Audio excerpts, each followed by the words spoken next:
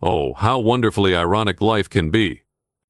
There I was, Kira Voss, floating in my medical pod like some sort of decorative ornament, watching the humans scurry about their ship with their peculiar two-armed efficiency. You'd think after losing both my limbs in that delightful little skirmish with the Void Hunters, I'd have bigger concerns than observing the curious habits of these bipedal creatures. But no, here I was, finding their constant arm swinging absolutely fascinating. Honey, how quaint. Westall. Wanda Macton. The human ship, designated as the U.S. Resilience, had picked up my distress beacon 3 rotations ago. Not that I was counting or anything. Well, actually, I was counting. When you're stuck in a medical bay with nothing but your thoughts and the occasional visit from Dr. Marcus Webb, time tends to crawl by like a wounded space slug. Good morning, Kira, Webb said, entering with that insufferably cheerful human expression they call a smile. How are we feeling today? Oh, absolutely magnificent, I replied, my voice dripping with enough sarcasm to corrode hull plating. Nothing quite like waking up to the gentle reminder that I'm about as useful as a broken hyperdrive. But please, do tell me more about how wonderful everything is. Webb chuckled, a sound that somehow managed to be both annoying and oddly comforting. Humans and their bizarre emotional responses. Your sense of humor is intact, I see. That's actually a very good sign for your psychological recovery. Psychological recovery. I raised what would have been an eyebrow if my species had them. Doctor, I'm a Zeltharian combat engineer. I've built weapons that could level small moons, and now I can't even scratch my own nose. Assuming I had a nose to scratch, which I don't, but you get the point. The good doctor made some notes on his tablet, probably documenting my latest bout of what humans call attitude. Fair enough. If I were in his position, I'd probably be documenting my patient's mental state too.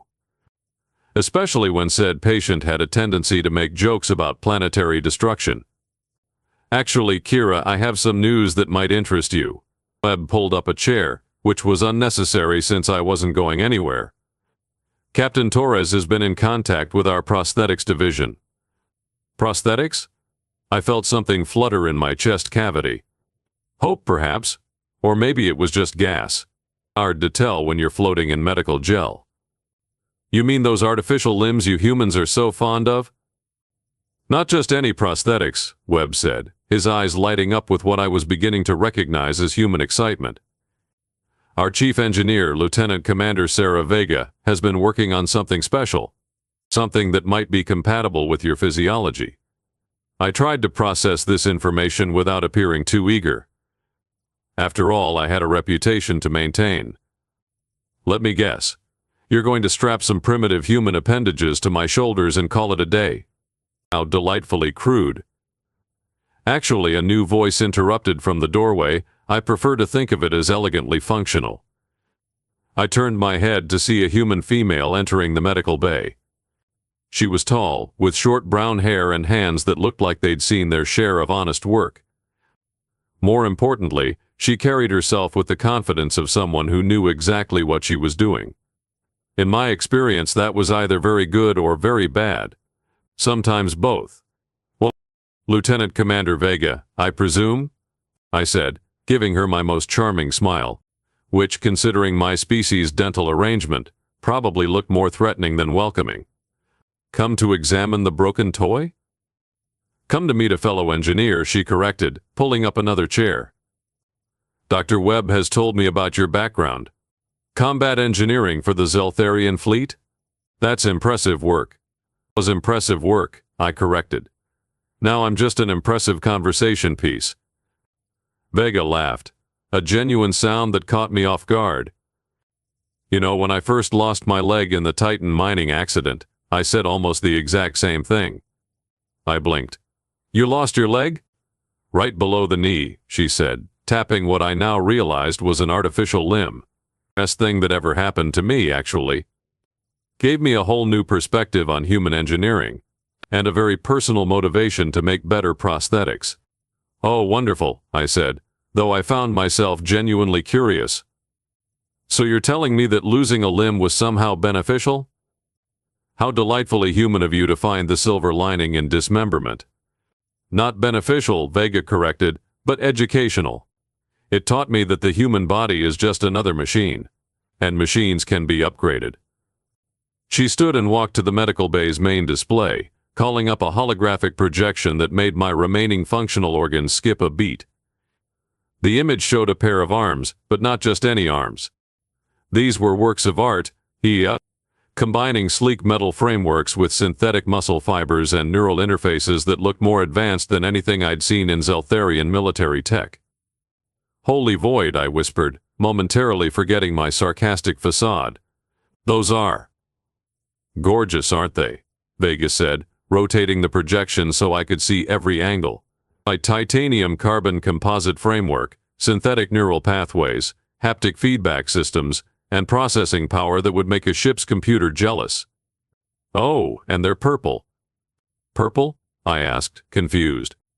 Well, the synthetic skin can be any color you want, but I figured purple might complement your natural pigmentation nicely. I stared at the projection, trying to process what I was seeing. The arms were beautiful, yes, but more than that, they were functional. Really functional. The joint articulation alone was better than my original limbs, and the neural interface technology was leagues ahead of anything my people had developed. This is some kind of joke, isn't it? I said, though my voice lacked its usual bite. You're going to tell me that these miraculous appendages cost more than a battle cruiser, or that they're incompatible with my species, us, or that there's some other delightful catch. Actually, Dr. Webb interjected, there is a catch. And of course there was. I should have known. Nothing good ever came without strings attached, especially when humans were involved. Let me guess, you want me to become some sort of test subject for your experimental technology? A walking advertisement for human engineering prowess? We want you to help us build them, Vega said simply. I felt my jaw drop. Literally, my lower mandible actually separated from my upper one, which was embarrassing but also unavoidable given the circumstances. You want me to what now? Help us build them, Vega repeated. The neural interface technology is the tricky part. We've got the mechanical engineering down, but interfacing with non-human neural pathways, that's going to require someone who understands both human and Zeltharian biotechnology. And you think I'm qualified for this? I asked, still trying to process the implications. Kira, Webb said gently, you're probably the most qualified person in known space for this job. Your background in combat engineering, your understanding of both human and Zeltharian technology, and your personal investment in the outcome? We'd be crazy not to ask for your help. I floated there in my medical pod, staring at the holographic arms, trying to figure out if this was real or some sort of elaborate hallucination brought on by too much medical gel. The humans were asking me to help build my own prosthetics. Not just asking, but genuinely believing I could contribute something valuable to the project. You realize, I said slowly, that I'm currently about as useful as a decorative plant? I can't even hold a wrench, let alone operate complex machinery. That's what the preliminary work is for, Vega said, waving her hand dismissively. We'll start with the neural mapping and interface design. All of that can be done through voice commands and direct neural input. By the time we're ready for the physical assembly, you'll have your new arms. And if something goes wrong? I asked, because I had to. My people were naturally suspicious, and recent events had only reinforced that tendency. What if these miraculous appendages reject my physiology? What if they don't work? What if they work too well and I accidentally crush something important? Then we'll fix it, Vega said with such matter-of-fact confidence that I almost believed her. That's what engineers do, Kira. We find problems and we solve them. Sometimes we create new problems in the process, but that just gives us more things to fix. Plus, Webb added with a grin, it's not like you have anywhere else to be right now. I glared at him, though it was more reflexive than genuine anger. Your bedside manner needs work, Doctor. So I've been told. I turned my attention back to the holographic arms, studying every detail. The more I looked, the more impressed I became. These weren't just replacements for my lost limbs, they were improvements. Significant improvements. The strength ratings alone were twice what my original arms had been capable of, and the precision controls were fine enough for delicate electronics work. How long? I asked quietly. How long what? Vega asked. How long before I can start working on this project? Really working, not just consulting from a medical pod. The basic neural interface mapping will take about 2 weeks, Webb said, consulting his tablet. After that, we can begin the preliminary attachment procedures. If everything goes well, you could be testing prototype functionality within a month. A month. I repeated the time frame, trying to wrap my head around it. 4 weeks from now, I could have arms again. Real, functional arms that might actually be better than what I'd lost. And you're absolutely certain that you want my help with this? Absolutely, Vega said. In fact, I'd say it's essential. We can build the hardware, but we need someone who understands the unique challenges of integrating human technology with Zeltharian physiology. Besides, Webb added, who better to test the user interface than the user? I couldn't argue with that logic, and honestly I was starting to feel something I hadn't experienced since waking up in this medical bay, excitement. Real, genuine excitement about a project that could not only restore my capabilities but potentially exceed them. All right, I said, trying to sound casual despite the fact that my hearts were racing. I'll help you build these arms. But I have some conditions. Name them, Vega said immediately. First, I want full access to all the technical specifications. If I'm going to help design these things, I need to understand every component, every system, every potential failure point. Done. Second, I want to be involved in every stage of the process. Not just the neural interface work, but the mechanical assembly, the testing, the calibration, everything. Absolutely. Oh. Third, I paused, wondering if I was pushing my luck. I want to make some modifications to the design. Vega's eyebrows rose. What kind of modifications? Well, I said, allowing myself a small smile, if we're going to build the most advanced prosthetic arms in known space, shouldn't they have a few extra features? Maybe some integrated tools? Emergency power systems? Perhaps a small fabrication unit? You want to turn your arms into a portable workshop? Webb asked, sounding somewhere between impressed and horrified. I want to turn my arms into the most useful appendages in the galaxy, I corrected. After all, if you're going to give me artificial limbs, why not make them artificially superior? Vega was quiet for a long moment, and I wondered if I'd gone too far. Then she smiled, and I realized that I'd just found a kindred spirit. You know what? She said. I like the way you think. Let's build something amazing. And just like that, I found myself looking forward to the future for the first time since the attack. Oh, the irony wasn't lost on me. Here I was, a Zeltharian warrior who'd spent her career building weapons of war, about to collaborate with humans on a project that could revolutionize prosthetic technology. If my old unit could see me now, they'd probably think I'd lost my mind along with my arms. But maybe that wasn't such a bad thing. Maybe it was time to build something that helped instead of harmed. Maybe it was time to see what these curious humans could teach me about turning loss into opportunity. When do we start? I asked. How about right now? Vega said, pulling out a portable scanner. We'll begin with a comprehensive neural mapping of your existing pathways. Fair warning, it might tickle a bit. Oh, wonderful, I said, settling back into my medical pod. Nothing I love more than having my brain tickled by alien technology. But despite my sarcastic commentary, I was grinning. For the first time in weeks, I had something to look forward to. Something to work toward. Something that might just prove that losing everything wasn't the end of the story. It was just the beginning of a much more interesting chapter. 3 weeks later, I was beginning to understand why humans had conquered half the galaxy.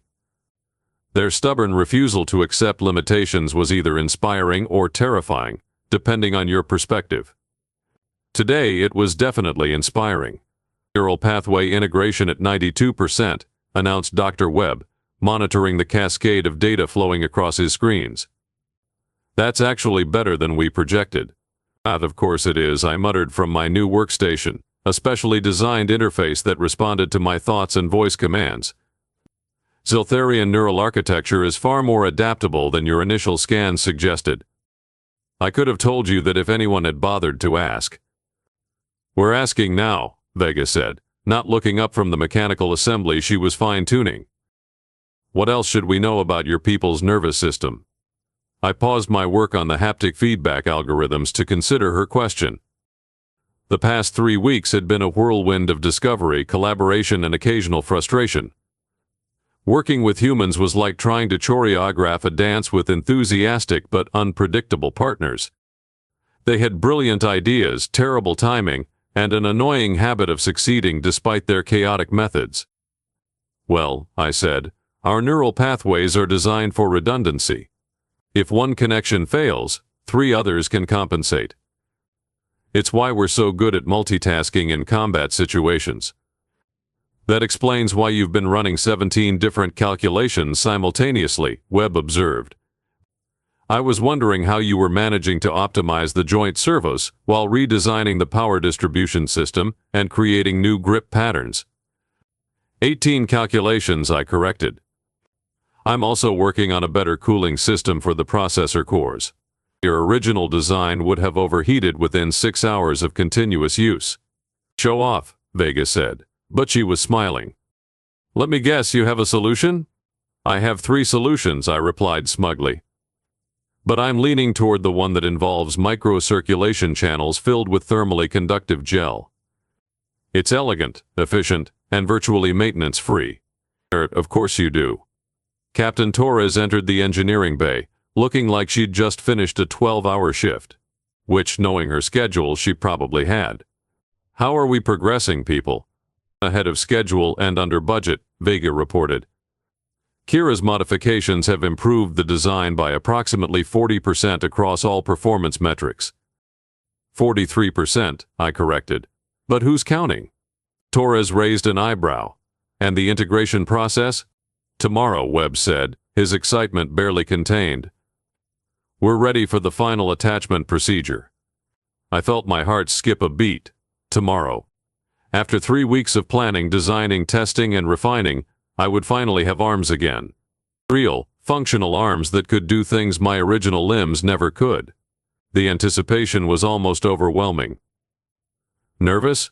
Torres asked, apparently noticing my sudden silence. Terrified, I admitted. What if something goes wrong? What if my body rejects the prosthetics? What if the neural interface causes permanent damage? What if I can't control them properly? What if? What if? Kira, Vega interrupted gently, breathe. You've run every test, checked every calculation, and verified every connection. These arms are as much your creation as they are ours. Trust your own engineering. Easy for you to say, I muttered. You're not the one getting experimental technology grafted to your nervous system. Actually, Vega said, rolling up her sleeve to reveal an intricate network of neural interface ports along her forearm. I am. I've been beta testing the neural connection protocols for the past 2 weeks. I stared at the ports, each one a tiny miracle of engineering that allowed direct communication between biological and artificial systems. You've been testing the interfaces on yourself? Someone had to, she said with a shrug. Besides, I wanted to make sure the user experience was as smooth as possible. No point in giving you amazing hardware if the software is clunky. You magnificent, reckless human, I said, equal parts impressed and horrified. You could have suffered permanent neural damage. But I didn't, Vega pointed out. And now we know the system works perfectly. The connection is seamless, the response time is instantaneous, and the sensory feedback is remarkably realistic. How realistic? I asked, curiosity overcoming my anxiety. See for yourself, she said, activating one of the interface ports. Suddenly, her left arm transformed, synthetic skin retracting to reveal the mechanical marvel beneath. So servos whirred, actuators flexed, and sensors glowed with soft blue light. A full tactile sensation, temperature sensitivity, and pressure feedback.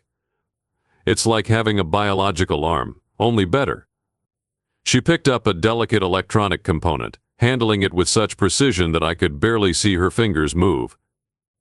Then, without warning, she crushed a steel bolt in her grip, the metal crumpling like paper. "Strength settings are fully adjustable," she said casually. "It's from delicate enough to handle butterfly wings to powerful enough to tear through battle armor. All controlled by thought and intention." "Show off," I said, but I was grinning. "When did you install the interface ports?" 2 days after we started the project, she admitted. "I wanted to understand what we were asking you to go through. Seemed only fair." I felt something warm and unfamiliar spreading through my chest. Gratitude, maybe? Or something deeper? These humans weren't just building me new arms. They were treating me as an equal, a colleague, a friend. When was the last time anyone had done that? "All right," I said, trying to sound casual despite the emotion threatening to overwhelm me. "I'm convinced. Let's do this thing." Tomorrow morning, Webb confirmed. 800 hours, Surgical Bay 3. The procedure should take about 6 hours, followed by a recovery period of 12 to 18 hours. "And then?" I asked. "Then we find out if we've built the most advanced prosthetic arms in the galaxy," Torres said, "or the most expensive paperweights." "Oh, they'll work," I said with confidence I didn't entirely feel. "The question is whether I'll be able to use them without accidentally demolishing half the ship." "That's what the training protocols are for," Vega said. "We've designed a comprehensive learning program that will help you adapt to your new capabilities gradually." "How gradually?" I asked. "Well, you'll start with basic motor functions, grasping, lifting, simple manipulations. Then we'll move on to more complex tasks. Fine motor control, strength modulation, integrated tool usage." "And the special features?" I asked, trying not to sound too excited. "Oh, those are the fun part," Vega said with a wicked grin. "Integrated fabrication unit, emergency power systems, communication arrays, diagnostic scanners, and a few surprises we haven't told you about yet." "Surprises?" "You'll see," she said mysteriously. "Let's just say that when you're fully operational, you'll be the most capable engineer in known space." I spent the rest of the day running final diagnostics, reviewing surgical procedures, and trying not to think about all the things that could go wrong. The humans seemed confident, but they didn't understand Zeltharian physiology the way I did. They didn't know about the potential complications, the rejection risks, the neurological incompatibilities that could leave me worse off than before. But they also didn't know about the desperate hope that had been growing in my chest for 3 weeks. The possibility of not just regaining my abilities, but exceeding them. The chance to be whole again, to be useful again, to be myself again. That night I didn't sleep. Instead, I floated in my medical pod, staring at the holographic projections of my soon-to-be arms, memorizing every detail. Tomorrow, everything would change. Tomorrow I would either become something greater than I'd ever been, or I would learn that some losses couldn't be replaced. Dawn came too quickly, and not quickly enough. As the medical team prepared for the procedure, I found myself surrounded by faces that had become familiar over the past 3 weeks. Webb, checking and rechecking his instruments. Torres, offering quiet words of encouragement. Vega, making final adjustments to the neural interface protocols. "Ready?" Webb asked as the anesthesia began to take effect. "As ready as anyone can be for voluntary dismemberment and reconstruction," I replied, my voice already beginning to slur. "That's the spirit," Vega said, squeezing my shoulder. "When you wake up, you're going to be amazing." The last thing I remembered was the soft hum of medical equipment and the gentle voices of people who had become more than colleagues. They had become something I hadn't expected to find among the stars' family. When I woke up, everything was different. Not just because I had arms again, though that was certainly noticeable. It was the way those arms felt, natural and integrated, like they had always been part of me. "How do you feel?" Webb asked, monitoring my vital signs. "Like I could rebuild this entire ship with my bare hands," I said, flexing my new fingers experimentally. The sensation was incredible. Every joint, every servo, every sensor responded to my thoughts as naturally as breathing. "Let's start with something simpler," Vega suggested, placing a small cube on the table beside my bed. Try picking that up. What? I reached out, marveling at the smooth motion of my new arm. My fingers closed around the cube, and I could feel its weight, its texture, its temperature. It was perfect. Now, Vega said, try this. She placed a raw egg next to the cube. I looked at her skeptically. Trust me, she said. I picked up the egg, applying just enough pressure to lift it without breaking it. The tactile feedback was so precise that I could feel the slight give of the shell, the liquid movement of the contents inside. Incredible, I whispered. That's not even the good part, Vega said with a grin. The computer, activate demonstration mode. Suddenly, my right arm transformed. Panels slid open, revealing tool arrays that would make a master craftsman weep with envy. Precision manipulators, micro-welders, diagnostic scanners, fabrication units, and things I didn't even recognize yet. Holy void, I breathed. This is your new workshop, Vega finished. Fully integrated, voice-activated, and powerful enough to manufacture anything from microprocessors to structural components. I stared at my transformed arm, trying to process what I was seeing. This wasn't just a prosthetic. This was a technological marvel that would revolutionize everything I thought I knew about engineering. There's more, Webb said, unable to contain his excitement. The neural interface includes a direct connection to the ship's database. You can access technical specifications, design templates, and fabrication protocols just by thinking about them. And the left arm? I asked, though I was almost afraid to know. Defensive systems, Torres said, entering the medical bay. Emergency shields, plasma cutters, and a few things that are still classified. You turned me into a walking weapons platform? We turned you into whatever you need to be, Vega corrected. Engineer, craftsman, warrior, protector. The choice is yours. I sat up slowly, testing the balance and coordination of my new limbs. Everything worked perfectly. Better than perfectly. The integration was so seamless that I could barely tell where biology ended and technology began. Why? I asked quietly. Why did you do this for me? Because that's what we do, Torres said simply. We see someone in need, and we help. We see a problem, and we solve it. We see potential, and we nurture it.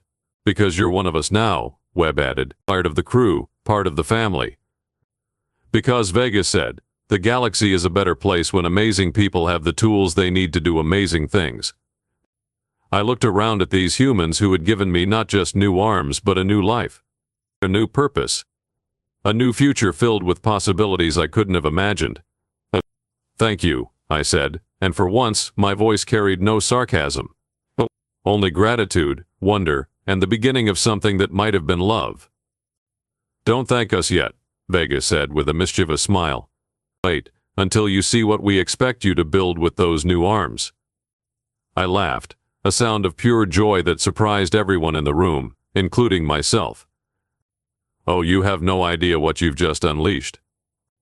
And as I flexed my new fingers, feeling the power and precision of my artificial limbs, I knew that this was just the beginning.